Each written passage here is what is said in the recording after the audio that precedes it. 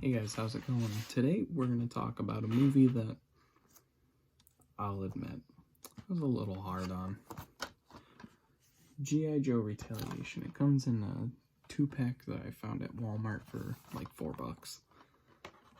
Honestly, by the end of it, I may just talk about both the movies because, in my opinion, they're the same movie. This one is directed by John M. Chu, and it's from 2012. Like I said, I was a little hard on it. First of all, the acting is better in this one than it is the first one, just because Dwayne "The Rock" Johnson's in it. I'm okay with him being in something. Actually, it didn't do too bad at the box office. With a budget of $155 million, it made $375.7 million, so that's not too bad. Right off the bat, though, it is missing Marlon Wayans from the original. Whenever he's on screen, he's a delight, so we do miss him in this. It's not that big of a deal, though, in my opinion, because it doesn't really take away much. But we are missing his entertaining demeanor.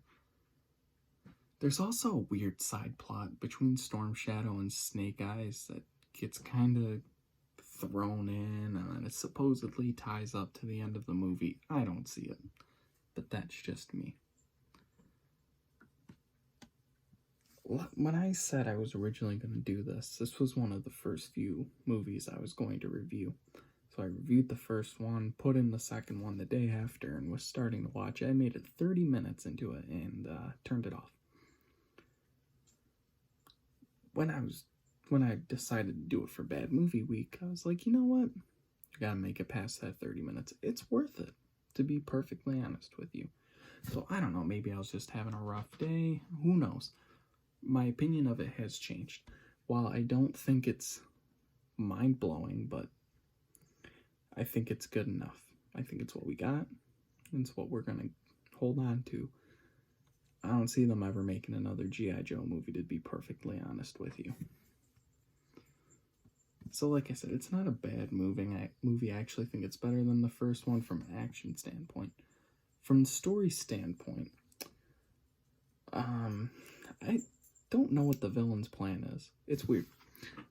The main villain, his name is Zartan. He's part of Cobra Commander's Legion, whatever. Which, speaking of Cobra Commander, his design is so much cooler in this.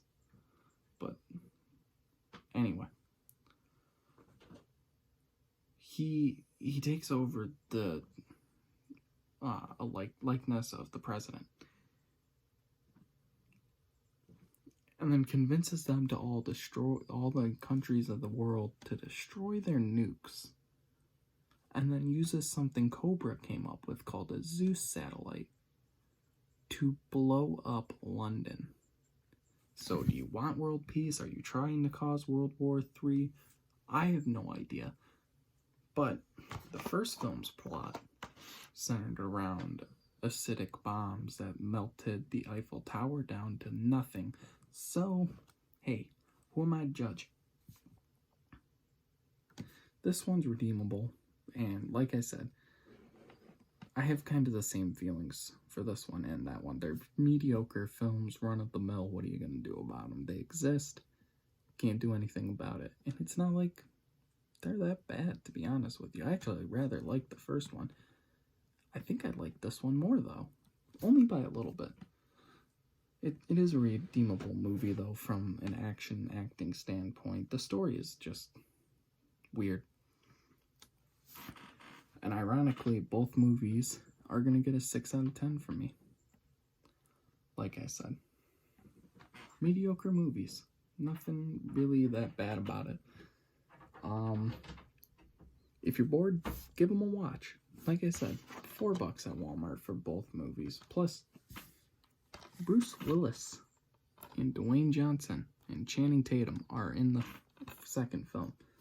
And in the first film, I mean, it's mostly just Channing Tatum. That kind of saves the first film.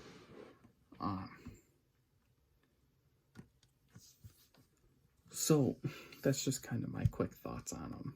honestly, boring movies, but are mediocre and entertaining at the same time. It's weird. I mean, if you want a story, don't watch these.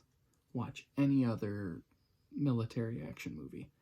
If you want entertaining action and stuff blowing up, or just The Rock in a action-packed role, go ahead and watch G.I. Joe Retaliation.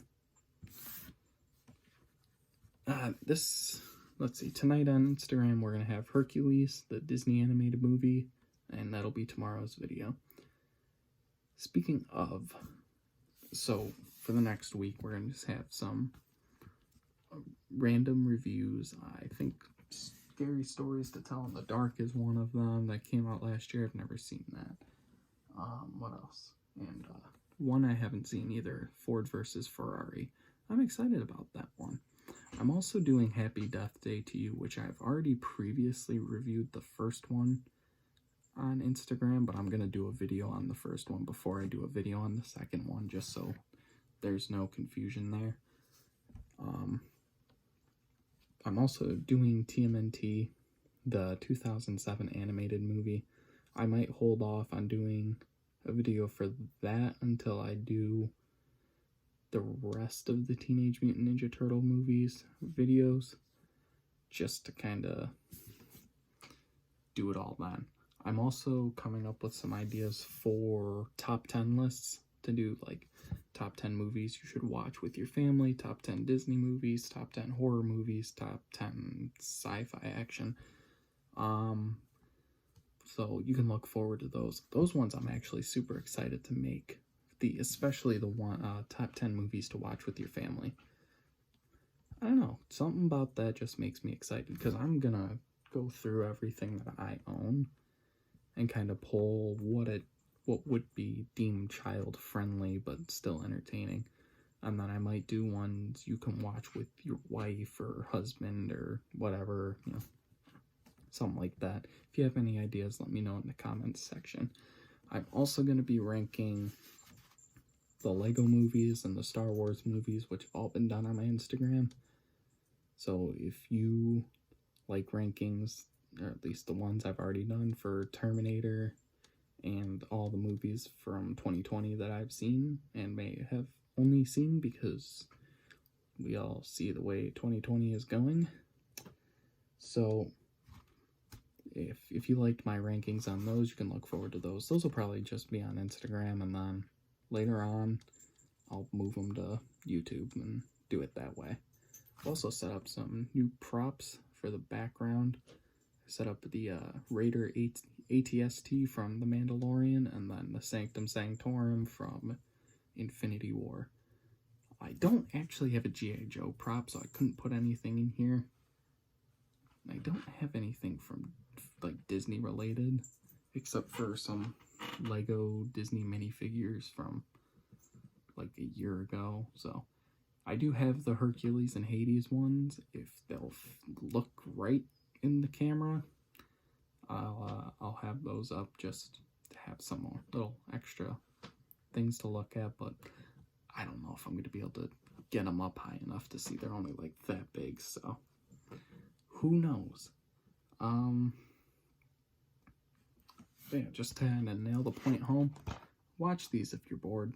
They're not terrible movies like I thought they would be, especially G.I. Joe Retaliation. I don't know what it was when I first initially was watching. I was miserable the whole time, turned it off after 30 minutes. Once I sat through it last night over, I don't know, I was just starting to get into it. And to be honest, if I were to place all the movies I've done this past week for YouTube, all the bad movie week movies, this would probably be one of the higher ranking ones, you know, based on like what's keeping me entertained. Fantastic Four and Dragon Ball Evolution, way down here. G.I. Joe Retaliation, Ghostbusters, Howard the Duck, up here. Sleepaway Camp and Friday the 13th, they're kind of like in the middle somewhere. I was definitely engaged for all of these movies, except Fantastic Four. I'll even admit, Dragon Ball Evolution had me engaged for a while, but not not Dragon Ball Evolution or Fantastic Four, excuse me. So if you like what you're seeing, please subscribe, like, and all the things, down there. Comment if you want. If you have any ideas for top 10 lists I can do, I totally will look into them. If you also have any ideas for movies that I can review, I've got a list here. 2 of them my friend recommended. 2 of them I've already watched and have been talking about telling myself to review them for like 2 weeks now, and I just still haven't done them. Once Upon a Time in Hollywood is one of them, the first Quentin Tarantino movie I've ever actually finished, because apparently 14-year-old me did not like Pulp Fiction, so we shall see where that takes us. So until tomorrow, I am Luke, and I'll see you later.